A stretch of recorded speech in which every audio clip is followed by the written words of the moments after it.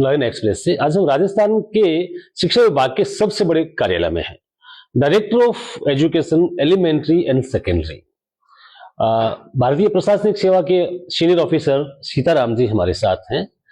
हम इस परीक्षाएं भी शुरू हुई है राजस्थान में, अर्धवार्षिक परीक्षाएं शुरू हुई है और कुछ बच्चों के ट्रांसपोर्टेशन को लेकर बातचीत करनी थी। तो सर, आपका स्वागत है सर लाइन एक्सप्रेस में। सर, मैं जानना चाह रहा था कि अभी जो आप आज से परीक्षा स्टार्ट हुई है, इसमें जो टीचर्स की कमी की जो बात थी, इसमें कुछ राहत मिली है?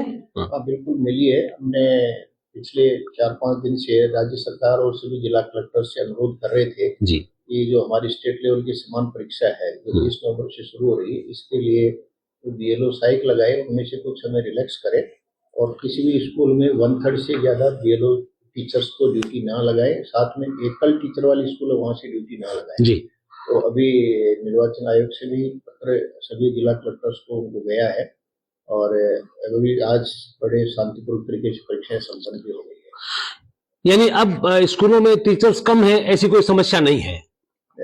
हमारी परीक्षा के हिसाब से जितने टीचर्स की आवश्यकता है आज का जो है अरेंजमेंट सर, बहुत अच्छी बात है। दूसरा ये कर रहे थे, अभी आपने देखा होगा राजस्थान जो विधिक सहायता प्राधिकरण है और जिला सहायता प्राधिकरण है, उन्होंने स्कूल्स के जो टैक्सीज है, बसेज है, उनको लेकर के वो सीरियस स्टेप्स उठाए हैं।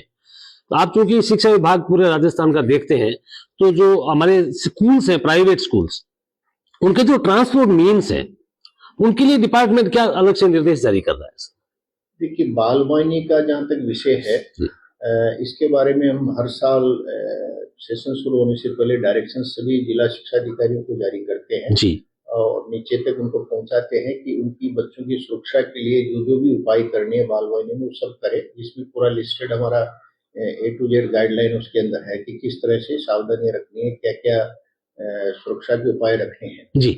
साथ में हम अब की बार पिछली समर्स के अंदर ट्रांसपोर्ट वालों के साथ भी हमने एक बैठक करी थी। उसमें भी हमारा यह था कि एक बार ऐसा अभियान चला के जी इंटेंसिव और इन सभी बाल वाहिनियों को चेक करें कि अप टू दी मार्क्स है कि नहीं, ताकि हमारे बच्चे चाहे वो प्राइवेट को हो या राजकीय विद्यालयों के सुरक्षित रहे।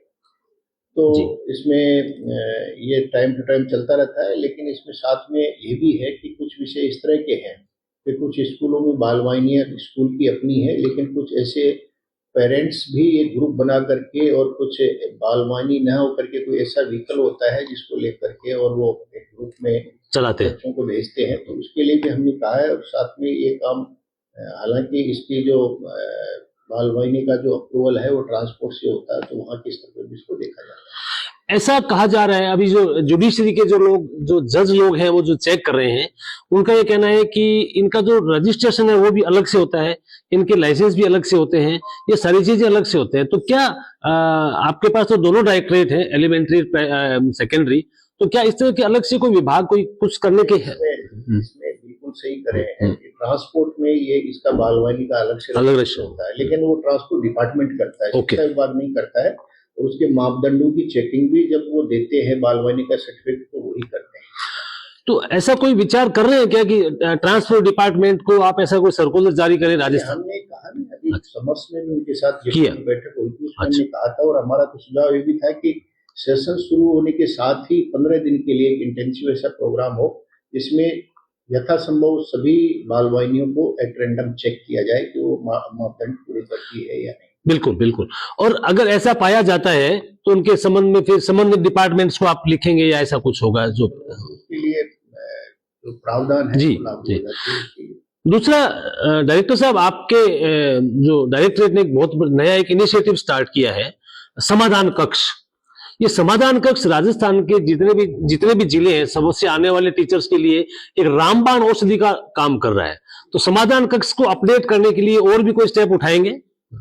नहीं, बिल्कुल। समाधान कक्ष इस सोच के साथ शुरू किया गया था कि चूंकि बड़ा महकमा है जी, काफी बड़ा कर्मचारी अधिकारी वर्ग इसके तहत आता है, पूरे स्टेट से यहाँ अधिकारी कर्मचारी आते हैं अपनी परियोजनाएं लेकर के, प्रार्थना पत्र लेकर के। तो जो अधिकारी कर्मचारी अपने प्रार्थना पत्र लेके आता है वो एक उसमें ऑनलाइन दर्ज हो, ताकि उसकी मॉनिटरिंग हो सके, उसका जो इश्यू था, उसका जो परिवेदना थी, उसका निस्तारण हुआ कि नहीं हुआ, वो ट्रैक भी कर सकता है। ट्रैक नहीं तो हम क्या करते हैं, वो वहाँ समाधान कक्ष में जाके अपना एप्लीकेशन देता है, वही स्कैन होता है, स्कैन होकर संबंधित सेक्शन में जाता है और वो पुटअप होकर के उस पर निर्णय होता है, नियमों के तहत जो भी नियमानुसार निर्णय उसके ऊपर निर्णय होता है। तो साथ में हम हर फोर्टनाइटली और मंथली उसका रिव्यू करते हैं कि कितनी एप्लीकेशंस परिवेदनाएं समाधान कक्ष में रजिस्टर हुई और कितने का डिस्पोजल हुआ।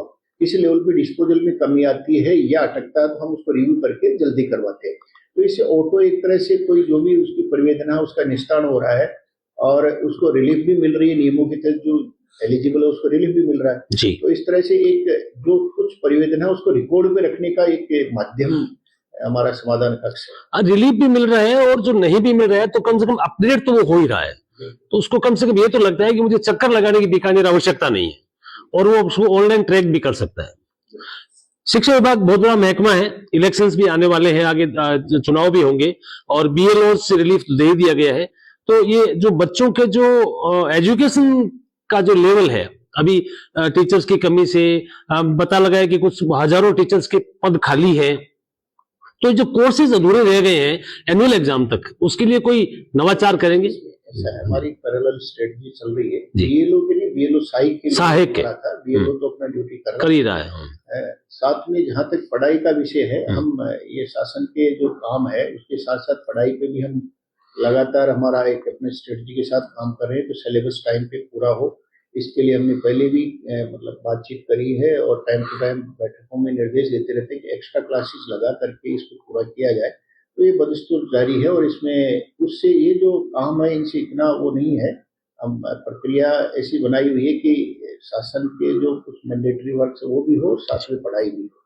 जी बिल्कुल, ये थे Sitaram ji, elementary and secondary education के डायरेक्टर राजस्थान के, और सभी जिलों के विद्यालयों को, सीनियर सेकेंडरी स्कूल्स तक के विद्यालयों को डील करते हैं और लाखों टीचर्स के कर्मचारियों के संस्थापन को डील करते हैं। समाधान कक्ष के रूप में बहुत अच्छा नवाचार किया गया है और विद्यार्थियों के कोर्सेज पूरे हो, उनकी स्टडी ठीक हो, उनका लेवल ठीक रहे, इसके लिए प्रयासरत लगातार है। मैं महेंद्र सिंह।